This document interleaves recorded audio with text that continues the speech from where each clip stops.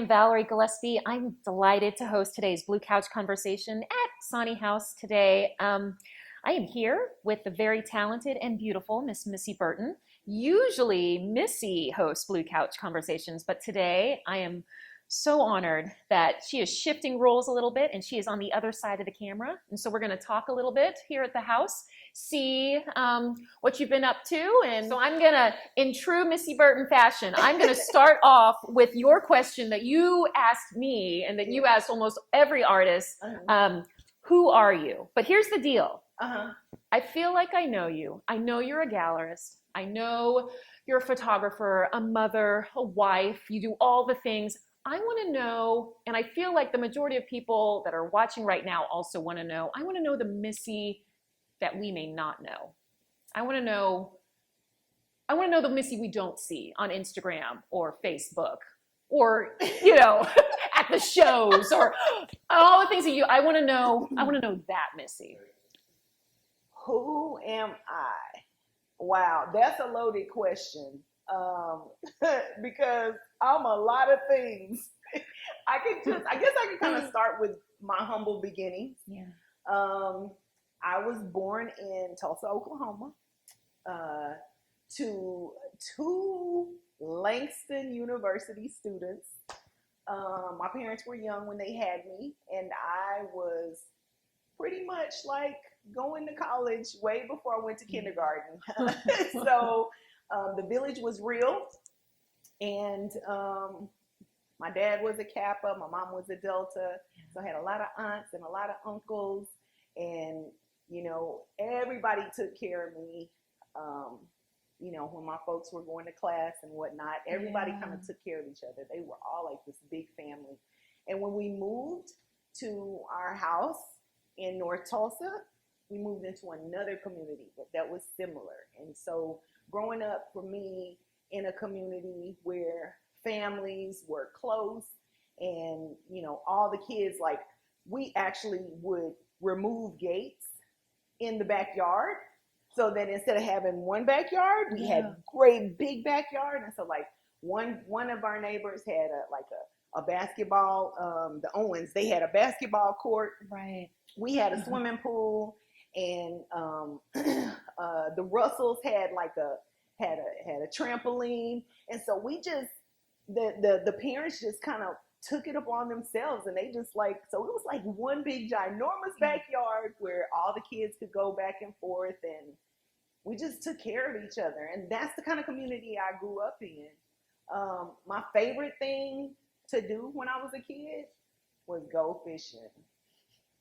I used to go fishing with my grandparents, and there was nothing better than going to the country and seeing just how badass my grandparents were, because you always thought of them like when I was growing up, like my kids, they think of their grandparents like as old, but when I was growing up, I thought of my grandparents like superheroes, like they could do like all this stuff. And when we went fishing, like if there was a snake, like my great grandmother would, could take a cane pole and kill a water moccasin quicker than you could blink your eye. and my granddaddy could shoot snakes out the sky. I mean, it was just like a lot of things that would happen on those fishing trips. And is everyone still in Tulsa? Everybody. So everybody's still there. I'm here. Yeah, so that's okay. That's what I've been wanting to know for a while. In our friendship, I know that you're a Dallasite now, but why Dallas? And do you ever think about going back? No. Huh. Yeah, I've been here longer than I lived in Tulsa, and now when I go back, I don't even know Tulsa anymore. It's not my Tulsa. You know what I mean? Like, without being cliche-ish, like I've been photographing Tulsa since I was 5, right? Yeah. And every time I go back, there's something different, and all the things that I remember about my community and how things were are no longer there. And so the thing that takes me back to Tulsa now is my parents are there, my brother is there. Right. But the only way I feel like I would go back and stay for any length of time would be just to be closer to them. Yeah. But no, I don't see Dallas myself feels living. like home. Dallas is home. Yeah, Dallas. Like Okay. I moved here when I'm 56, and I moved here when I was 19. Okay. So Wow. I Dallas is home, and Tulsa, like I have to use Google Yeah. Google Maps when I go to Tulsa because things keep Yeah, changing so yeah. much. And you said when you were 5, who gave you your first camera? My grandfather. My Okay. grandfather, my papa was the photographer, and he loved taking pictures of my grandmother, Big Mama. Girl, Big Mama was fly, honey. She used to dress up every day and be ready for her photo shoot when he came home from work.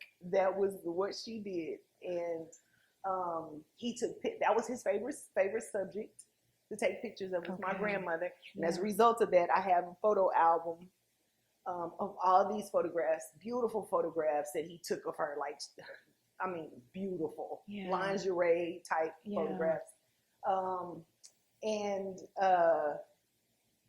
the second thing he liked taking pictures of was the grandkids.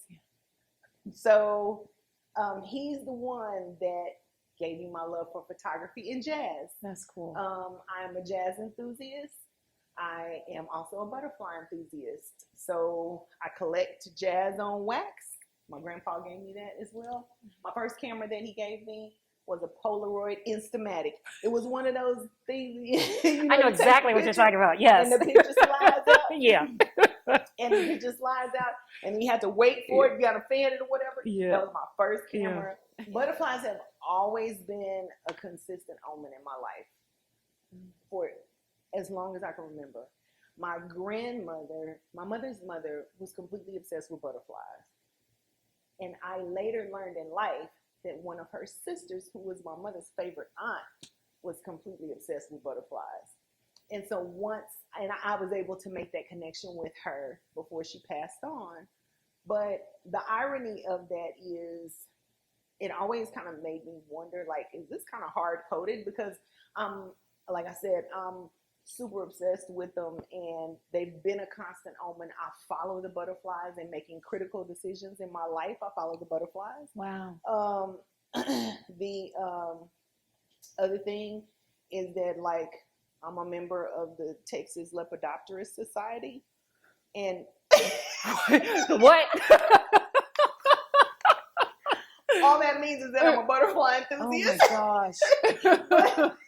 That's cool. But I have a certified butterfly garden, and I only garden for orange butterflies, and that includes monarchs. Remember, you said you came here at 19. Mm-hmm. So what I'm interested in, I know the Missy I know now. What was that Missy Burton at 19 here in Dallas, away from all of the community and the fellowship and the family that you had in Tulsa? Who was that Missy? It was horrible. Oh, shucks. It was absolutely horrible. Oh. And number one, because I'm so close to my family. Yeah. So being away from my family was horrendous. And so just imagine me being kind of like leaving one place and going someplace where nobody is here. Yeah. Everything is spread out. And you're trying to figure out, you know, which way is up. And the only reason why I came here is because I'm married, my son's father, and my choices were here or LA. Okay. And I wasn't going nowhere where I couldn't get to my mama in a car in 4 hours. Yeah. And I don't even know what's about to happen. Right. So I don't even know where to start. But Missy at 19 was someone that you would not even recognize. Like, when I look back at pictures of myself, I wonder who I was. Even. Wow. A lot of who I was had literally nothing to do with who I was and everything to do with who my husband wanted me to be. And so that person was someone that I had to shed once that relationship was over. And when I shed that person and came back to myself, that's when I found the true essence of who I was. Do you feel like while you were that person in that time, did that do anything to that, you know, that the way that you were then I too? think the beauty of motherhood was that it gave me something that was mine that I didn't have to share with Right. anybody. Um, and it was an experience that no one else had the way I had. And it was something that I completely enjoyed. I totally loved being a mom. Like I liked the whole, football practice, all the pee-wee games, Yeah. and being a snack mom. I know you probably can't Yeah. even imagine me being that person, but I was truly the Yeah. snack mom and the one that would make sure all the things were done. And yeah, I was that person. There's Missy at 19, moving to Dallas, married. Then there's motherhood Missy. And there's the Missy that we all know now. When when did you make that shift between 19-year-old motherhood Missy and right now? When did that happen? One day I woke up and I was in a marriage that was fucked up. Yeah. And so I decided, no, I don't want to do this no more. So that's how I knew I had lost myself. Is because I had gotten completely away from who I was, which was an artist. And the most fascinating thing about my journey, as we talk about the butterfly, is the first thing I went to was my music. So my first album that I recorded was called Au Revoir Butterfly. And it was by Missy Liverpool. That was my married name. And after that, all of my other albums were Missy Burton. But that was a very pivotal project for me. It was my first album of 5. But it was me saying goodbye to that person. And so then I continued with my music and building my community with other musicians and other artists, and starting on that journey. And not only did I write and perform, my music, but I had a band called Scorpio Du Jour. And Some videos. And Vicky Meeks used to have us come. She had us come 2 or 3 times to perform for Black Music Month. So this would be the month where we would perform at the South Dallas Cultural Center. Oh, I love that. And we used to have some really great shows there. Vicky was very, very instrumental in my career as an artist. She was very supportive of me in my music. And it's just funny, how things, kind of turn around. And so I had my brother and business partner. His name was Snoop Robinson, and he was the leader of my band. And we decided to go into plays. So into stage plays. Oh, wow. And so when he realized my love for writing, we wrote a play called Hidden Betrayals. The first play we did was She's Not Our Sister, and that was a play that's actually on Netflix right now. It's called She's Not Our Sister. It was written by Johnny Johnson, and Johnny Johnson wrote the play. We put it on at the Majestic Theater in downtown Dallas. We had like a 5-day run. We were killing it. I mean, it was awesome. And so we did that. I did the soundtrack and stage directing, and me and Snoop, this is what me and Snoop did. And then from She's Not Our Sister soundtrack, the Au Revoir Butterfly track was on that soundtrack. So then from there, we went to Hidden Betrayals. We wrote another play, and then we started doing plays at Friendship West Baptist Church. Again, playing to a bigger audience. And Snoop went on. We went to do a sound company, and then when Snoop was getting bigger and bigger into um, live theater and movie making and all of that, it was clear that my direction was going to be music and his direction was going to be. And so he took that arm of the business and grew, and he's doing phenomenal work right now in that space. So is his brother, Jason Robinson, who was also part of the band. And that's my family. That's my family. Like we grew together. We grew up together. We were on the road.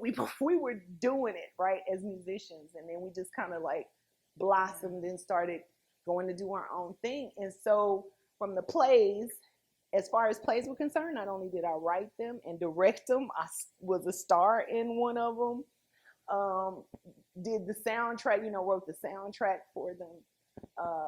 So I had that whole life cycle of live theater as part of my career.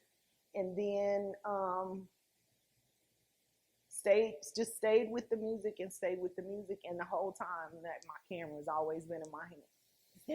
This makes so much sense to me now, knowing this. I had no idea. I had no idea about all this. But if any of you have ever been on a photo shoot with Missy Burton, now this makes so much sense that you have this background too, because it's a whole thing. And I would love for you to talk a little bit about the process when you are shooting, especially for like the Dynasty series that was just at the African American Museum.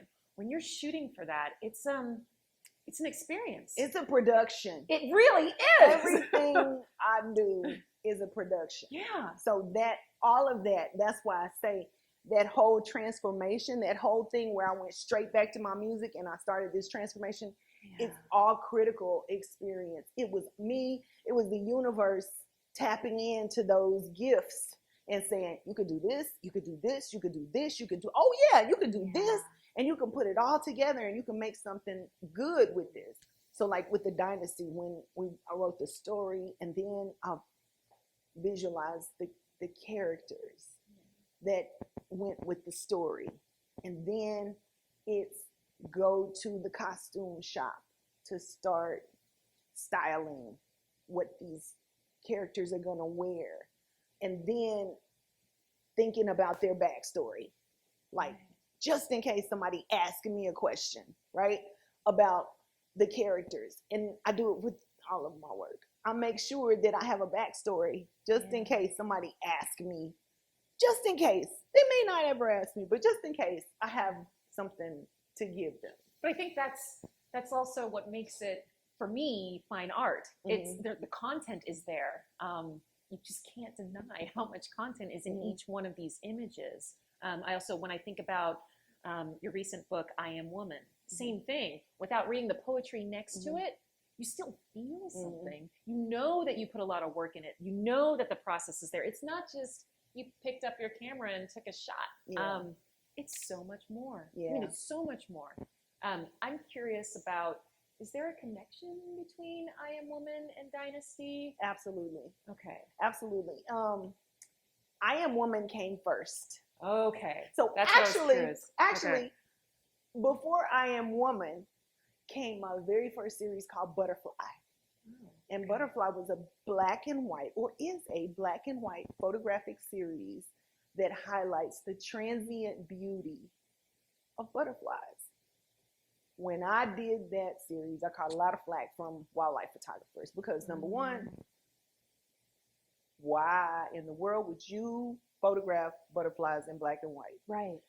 And number two, you're clipping wings, you're doing all the things, but this is my camera. I get to take my pictures the way I want to, right?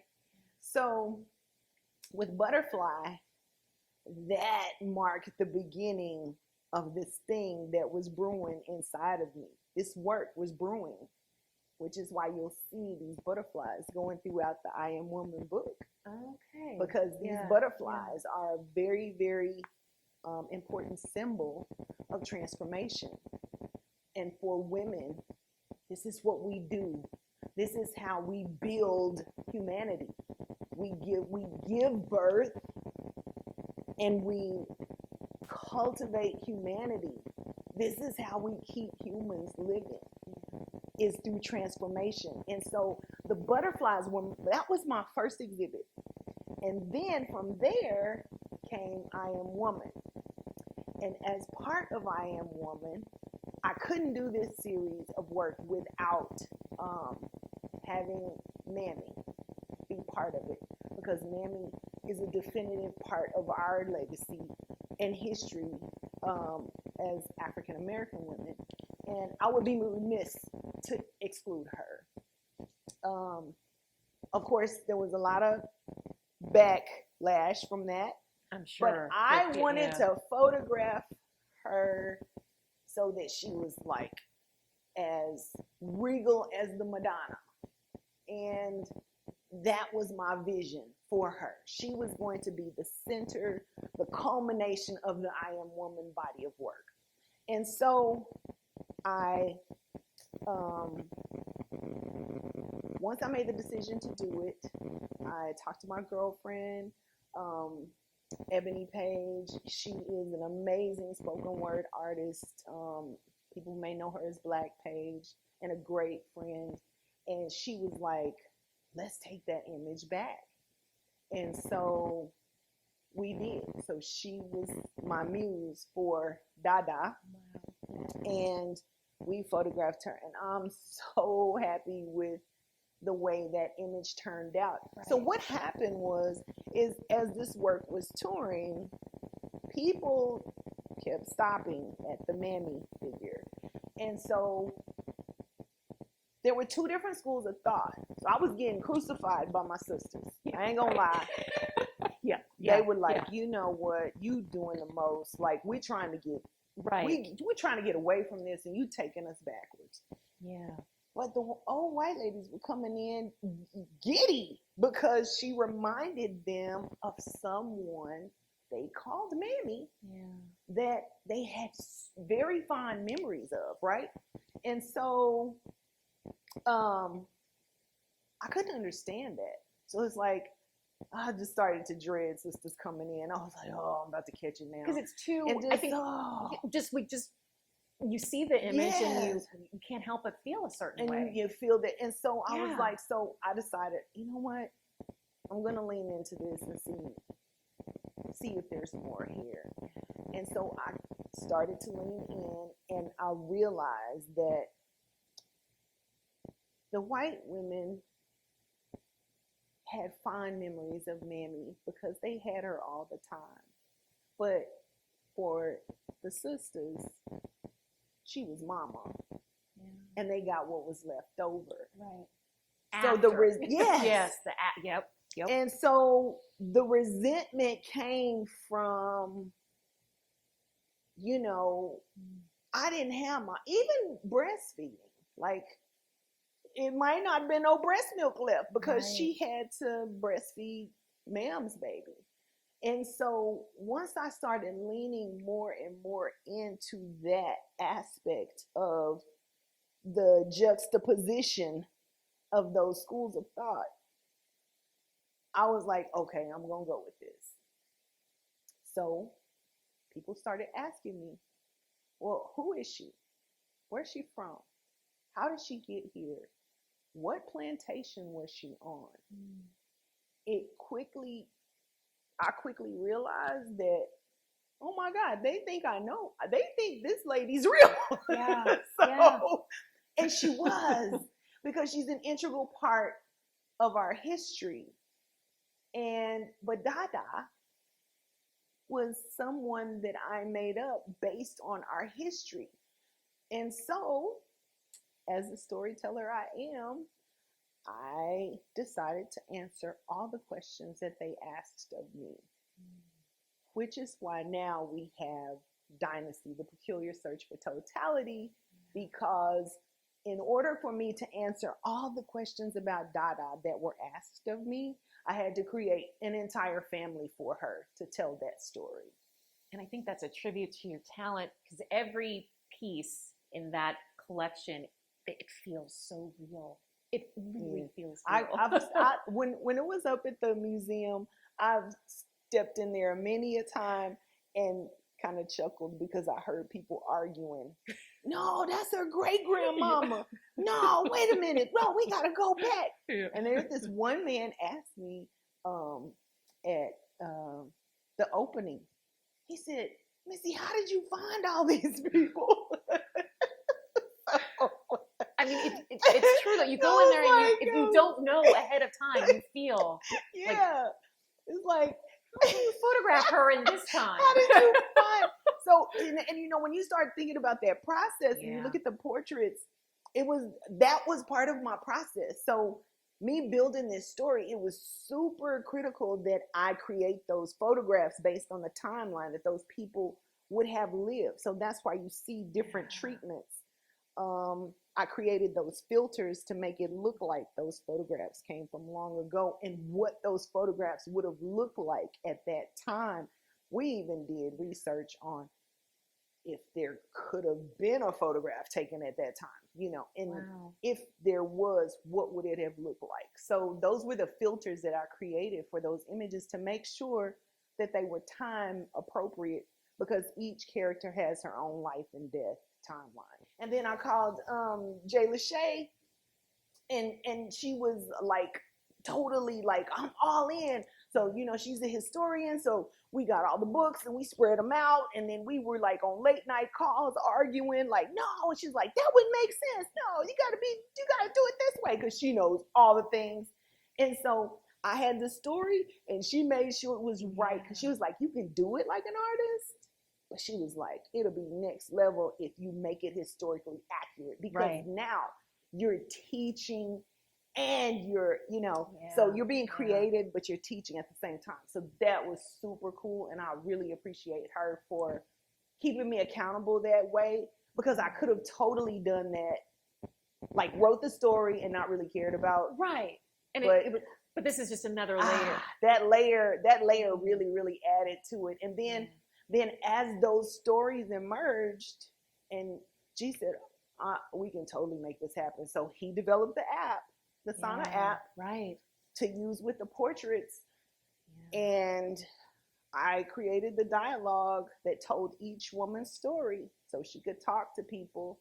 And we made that happen. And then as they started talking from the walls, literally, I started thinking about how we pass on stories to each other, handing them down, you know, in our families.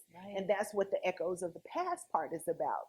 It's about those stories that we pass on, you know, that your granddaddy told you, or something that happened to you with your favorite aunt or whatever, and y'all laughing. And depending on how drunk somebody is or who's telling the story, the details might switch up a little bit, which is why I made the images blurry, because nobody really knows the correct version, but we always get the foundation pretty much solid.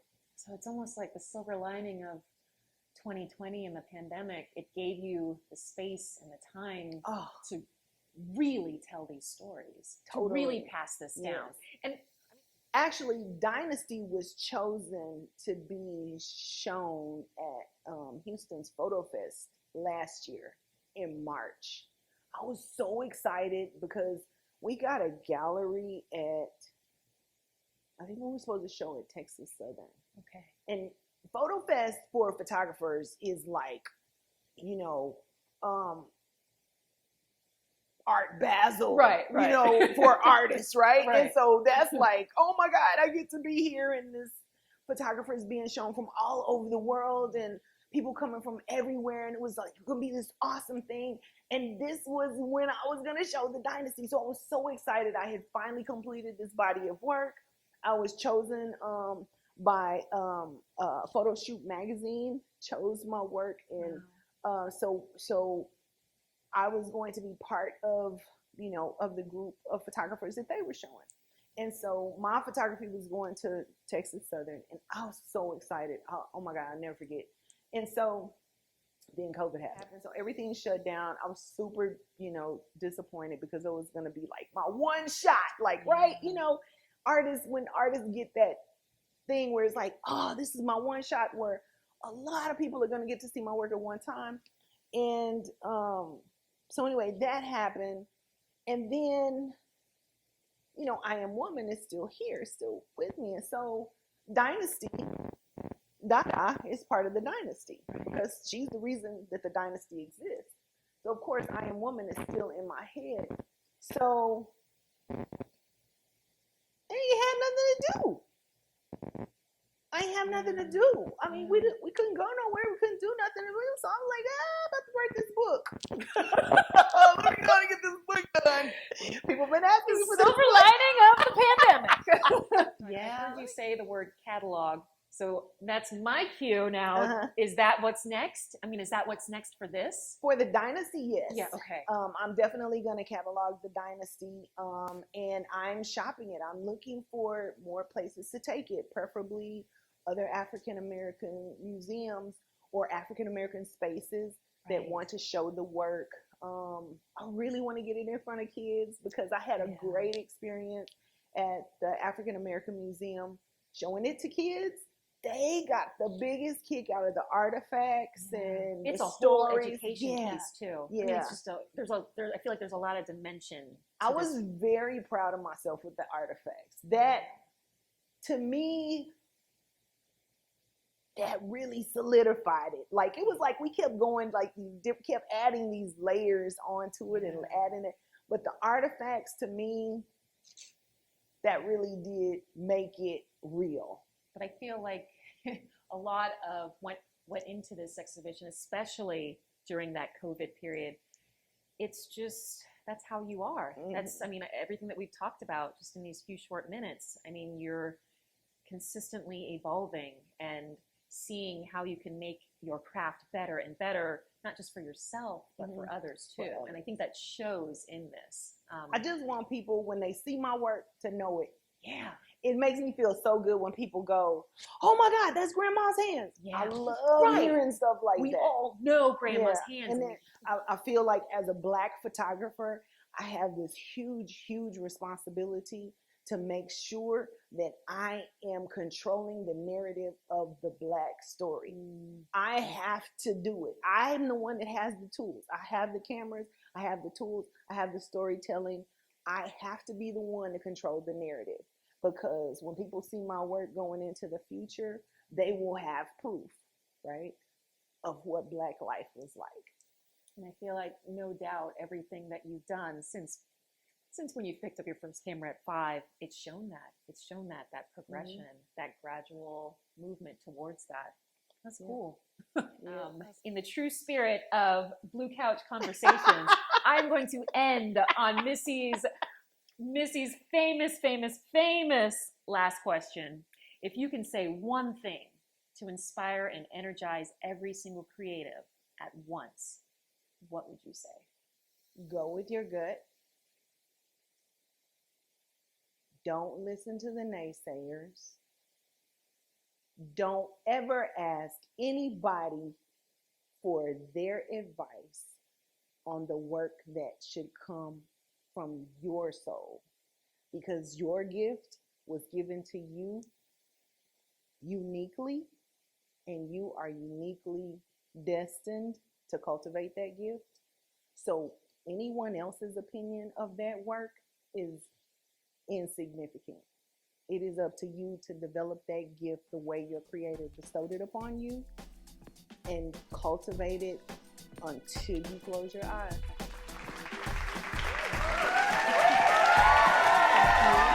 Missy, for allowing me to be on this God. side. Totally. I love it. Totally. I learned so much. Seat, like, oh my God, y'all, she got me over here sweating. I don't know what. I didn't know what she was going to ask. This was a treat. Thank you so much, Dr. G. I appreciate you so much, and I love you as a friend. Thank you.